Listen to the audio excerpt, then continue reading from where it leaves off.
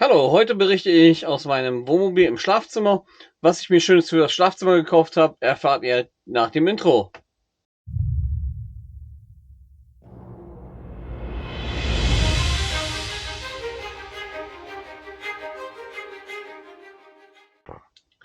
Ja, ich habe mir das Froli-System gekauft, das Travel, nicht das Star und auch nicht das Sonar, sondern das Travel, weil das halt nur, ich glaube, 4 Zentimeter hoch ist. Das andere ist ein bisschen höher und das andere ist für schwere Leute. Was ist die Definition von schweren Leuten? Größer 100, was heißt größer? Schwere 120 Kilo. Die habe ich zum Glück nicht. Ich habe nur 100 und zerquetschte. Ich weiß nicht wie viel genau, aber 120 habe ich definitiv nicht. Deswegen habe ich mir das Travel geholt, weil es auch noch schön flach ist. Ja, zurzeit seht ihr mein Bett noch so aufgebaut. Ich werde jetzt in der nächsten Szene wird die Matratze weg sein, die Bettdecke und Kopfkissen und hier unten dieser Lattenrost, den werde ich dann auch schon rausgebaut haben. Also, in der nächsten Szene. Und husch! So, jetzt habe ich tatsächlich schon meinen Lattenrost rausgemacht. Das war befestigt mit hier 5 Schrauben und am Kopfende waren es nochmal 4 Schrauben. Die musste ich natürlich rausdrehen. Dann konnte ich das Lattenrost rausnehmen. Jetzt habe ich mir schon mal so provisorisch hier meine Breite eingestellt. Ich bin jetzt erstmal aus Weiteste gegangen. Vielleicht werde ich es noch ein bisschen umstellen. Das werde ich dann entscheiden, wenn ich denn alles drin habe. Aus dem einfachen Grund, weil hier drüber kann man wohl auch noch die Härte einstellen. Das kann man mit anderen Sachen auch, mit einer anderen Sache auch noch machen, aber hier ist es zum Beispiel auch möglich. Und dadurch, dass ich ein 70 Grundpaket genommen habe und ich 80 habe, ja, jetzt habe ich auch die Klipse drinne. Man sieht sie hier. Ich habe sie jetzt erstmal auf das breiteste Loch gestellt in der Breite und in der Länge habe ich es auf das zweite Loch gestellt. Mal schauen, wie das vom Schlafgefühl her ist. Wenn es nicht passt, dann kann man es immer noch mal abändern. Das ist ja nicht das Tragische. Es ist ja zum Glück nur geklipst und nichts geschraubt. Ja, ich habe 4 Breite gebraucht und in der Länge habe ich, jetzt muss ich zählen, 2, 4, 6, 8, 10, nur 11. Ich habe 11 Mal wie heißt es, in der Länge gebraucht. Ich habe ein Bett, das ist 2 Meter und 5 und 80 Zentimeter breit. Man sieht es auch ganz gut. Hier unten werde ich mir noch halbe besorgen, weil die halben gehen dann wirklich bis an die Kante ran. Hier, das ist auch gar nicht schlimm, dass hier so ein bisschen Luft ist, weil ich habe einen Lattenrost noch, was ausziehbar ist, auf die andere Seite. Wir haben das erstmal nur für eine Seite gekauft. Wir wollen mal gucken, wie es ist. Und wenn das gut ist, dann muss ich mir noch hier was mit dem Ausziehbett überlegen. Aber das würde ich dann auch nochmal in einem Nachtragsvideo machen. Jetzt geht es erstmal darum zu testen, wie ist es, passt das, ist das für beide angenehm, also für mich und meine Frau.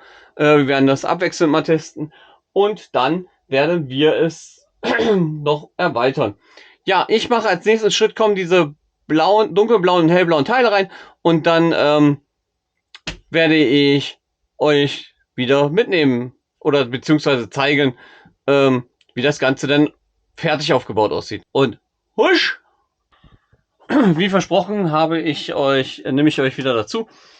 Ich habe jetzt die blauen Teile drin, also die dunkelblauen, die sehen so aus, die sind dunkelblau. Und dann gibt es noch die hellblauen Teile, die sehen so aus. Und dann gibt es noch diese sogenannten Spannkreuze. Und ich will euch kurz erzählen, wofür das alles ist. Ganz einfach. Das hier, die dunkelblauen, sind die Standardausführungen, sage ich mal. Das ist so, ja, schon etwas härter, aber noch nicht ganz hart. So, dann haben wir die hellblauen. Die hellblauen sind dafür, die sind relativ weich. Die sollen dafür sein, damit die Wirbelsäule, wenn man beziehungsweise auf der Seite schläft, damit die Schulter mehr abgefedert wird als der Rest des Körpers. Und dann haben wir noch diese sogenannten roten Kreuze. Die kann man nach Bedarf reinmachen, sind dafür da, um den Lendenwirbel, der relativ weit unten, man betone, also der Lendenwirbel ist über dem Po, sag ich mal, da ist der Lendenwirbel, hier oben ist der Halswirbel und naja, wollen wir mal anatomisch nicht weitergehen, ne? Ich bin da nicht so fit drin, da ist meine Frau viel fitter drin. Ja, so sollte man das auf jeden Fall, nicht sollte, sondern so kann man das einstellen. In der Montageanweisung wird darauf ja, hingewiesen, würde ich sagen, dass man die obersten 3 Reihen sollten eher dunkelblaue sein, dann kommen 2 hellblaue rein und der Rest wird dann mit dunkelblau aufgefüllt. Es steht aber auch drinne, dritte oder vierte Reihe. Also je nachdem, wie groß man ist oder klein man ist. Ich bin 1,72, ne? Ich bin jetzt nicht der Riese.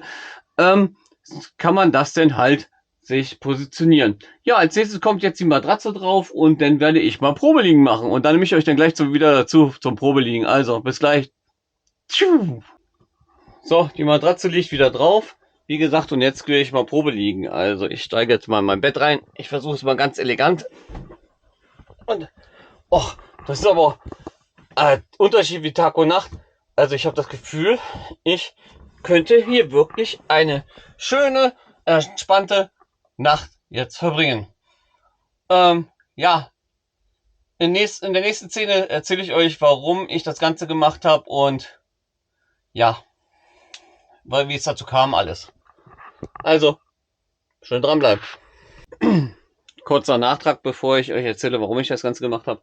Wenn man mal sieht, vorher waren meine Matratzen bündig gewesen. Jetzt habe ich hier so eine leichte Erhöhung und wenn ich das mal mit dem Zollstock messe, den ich zum Glück hier habe, dann klappe ich das mal gerade auf. Dann habe ich hier knappe 3 Zentimeter, naja, 3,5 Zentimeter Unterschied. Und genau das ist die Höhe, die es einfach dann oben drauf kommt, sage ich mal.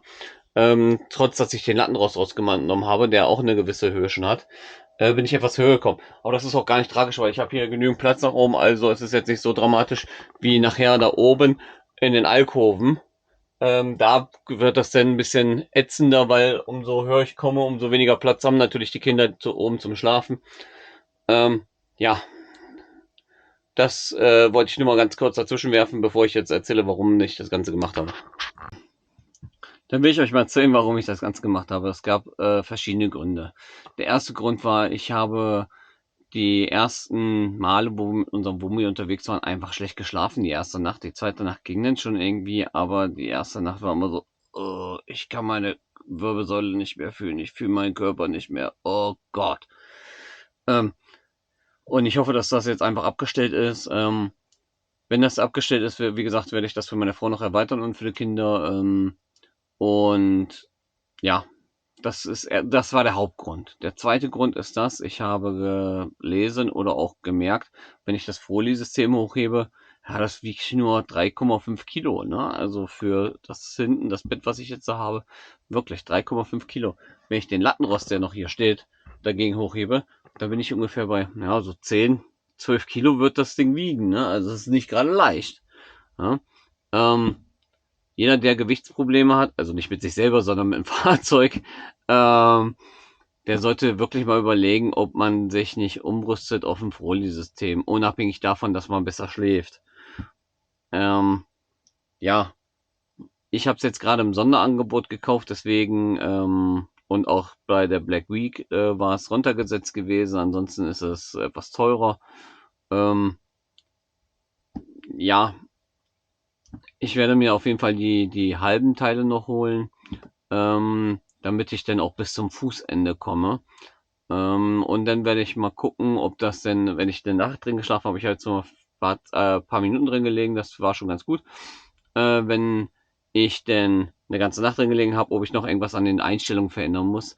Das kann man immer so pauschal nicht sagen, wie man das einzustellen hat oder wo man die Klipse reinzumachen, also die roten Klipse reinzumachen hat oder ob die blaue Reihe nochmal eins nach oben wandert, weil ich mit der Schulter weiter höher liege oder.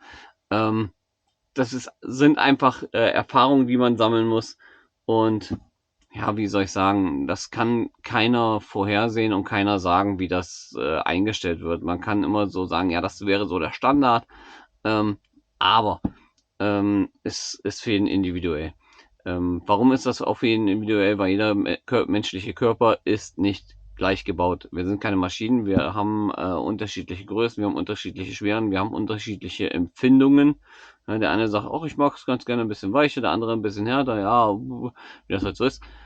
Und deswegen gibt es da keine pauschale Sache. Also ich würde es immer so empfehlen, aufbauen, erstmal wieder Standard und dann mal ein, zwei Nächte drin schlafen und mal gucken, wie es ist. Und dann kann man immer noch mal umdisponieren, also umbauen, sage ich mal. Das ist jetzt keine Riesenaufwand gewesen. Ich habe jetzt ungefähr mit Ausbau des alten Lattenrosts, Matratze weg, Bettzeug weg, Froli-System rein, habe ich jetzt ungefähr 20, 25 Minuten gebraucht. Das war jetzt nicht die Masse, ne? Und ich kann nur sagen, ich habe es mir angeschafft, weil ich Kreuzschmerzen hatte. Jetzt hoffe ich, dass es weggeht davon. Ja, eine Matratze wäre vielleicht auch noch eine Variante, die umzustellen, aber ich will erstmal langsam anfangen, weil ich will nicht gleich mit Kanonen auf Spatzen schießen. Ne? Ja, also wie immer, wenn dir mein Video gefallen hat, hinterlass gerne ein Like. Und damit du meine nächsten Videos nicht verpasst, drück unten auf den Button Abo und wir sehen uns im nächsten Video. Also, schöne Woche und bleib gesund. Ciao.